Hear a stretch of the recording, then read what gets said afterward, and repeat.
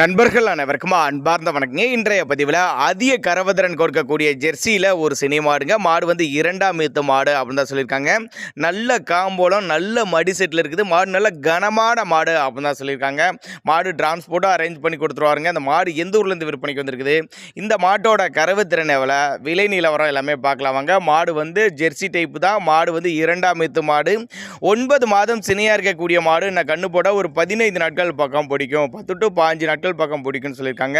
நல்ல காம்போலங்க, நல்ல மடி செட்டுங்க. 2 வேளைக்கு ஒரு 17 லிட்டரு கறவை சொல்லி கொடுக்கலாம் சொல்லியிருக்காங்க. மாடு விற்பனைக்கு வந்திருக்க இடம்னு பார்த்தீங்கன்னா மதுரை மாவட்டம் காரியாபட்டி என்ற பகுதியிலேருந்து விற்பனைக்கு வந்திருக்குது.